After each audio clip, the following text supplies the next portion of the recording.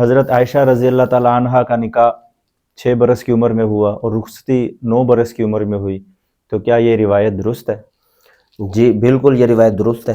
حدیث کی کئی کتابوں کے اندر یہ روایت موجود ہے، صحیح بخاری کے اندر، صحیح مسلم کے اندر، سنن ابو داؤد کے اندر، سنن نسائی کے اندر یہ روایت موجود ہے کہ حضرت عائشہ رضی اللہ تعالیٰ عنہ فرماتی ہیں تزوجنی النبی صلی اللہ علیہ وسلم وانا بنت 6 سنین، کہ جب میرا آپ صلی اللہ علیہ وسلم سے نکاح ہوا اس وقت میری عمر 6 برس کی تھی۔ خود حضرت عائشہ رضی اللہ تعالیٰ عنہ اس حدیث کی راویہ ہیں۔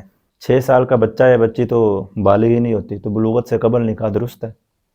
جی بالکل، بلوغت شرط نہیں ہے نکاح کے لیے، نابالغ بچہ یا بچی کا نکاح ہو سکتا ہے جب والدین اس کا نکاح کروائیں۔ تو پھر حضرت عائشہ رضی اللہ تعالیٰ عنہ کا نکاح حضرت ابوبکر صدیق رضی اللہ تعالیٰ عنہ نے 6 سال کی عمر میں کروایا، تو لہٰذا یہ بالکل درست ہے۔ ہاں البتہ رخصتی 9 سال کی عمر میں ہوئی، تو عرب کے ہاں 9 سال کی بچی بالغہ ہی شمار کی جاتی ہے۔ خود حضرت عائشہ رضی اللہ تعالیٰ عنہ سے روایت ہے، جامع ترمذی کے اندر موجود ہے کہ اذا بلغت الجاریۃ 9 سنین فہی امرأۃ، کہ جب کوئی بچی 9 سال کی عمر کو پہنچ جاتی تو وہ عورت ہی شمار ہوتی تھی۔ تو 9 سال کی بچی عرب کے اندر بالغہ شمار کی جاتی ہے، تو لہٰذا اس میں تو کوئی حرج نہیں ہے۔ تو اتنی کم عمری کے اندر رخصتی ہوئی، نکاح ہوا، تو اس میں کیا حکمتیں پوشیدہ تھیں؟ اس میں بے شمار حکمت پوشیدہ ہوں گی۔ اللہ رب العزت کو معلوم ہوگا کہ آپ صلی اللہ علیہ وسلم کی باہر کی زندگی تو محفوظ تھی ہی، صحابہ کرام نے آپ صلی اللہ علیہ وسلم کی ایک ایک چیز کو محفوظ کیا، ایک ایک ادا کو محفوظ کر لیا۔ آپ صلی اللہ علیہ وسلم کی داڑھی میں کتنے بال سفید تھے، آپ صلی اللہ علیہ وسلم کی چال کیسے تھی، آپ صلی اللہ علیہ وسلم ایک ایک چیز کو محفوظ کر لیا۔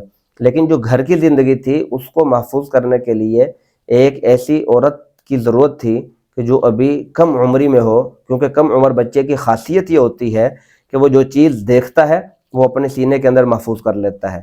تو اس گھریلو زندگی کی حفاظت کے لیے اللہ رب العزت نے حضرت عائشہ رضی اللہ تعالیٰ عنہ کا انتخاب کیا اور آپ صلی اللہ علیہ وسلم نے نکاح کیا۔ اور یہی وجہ ہے کہ حضرت ابو ہریرہ رضی اللہ تعالیٰ عنہ کے بعد حضرت عائشہ رضی اللہ تعالیٰ عنہ سے جتنی احادیث مروی ہیں کسی اور صحابی سے مروی نہیں ہیں۔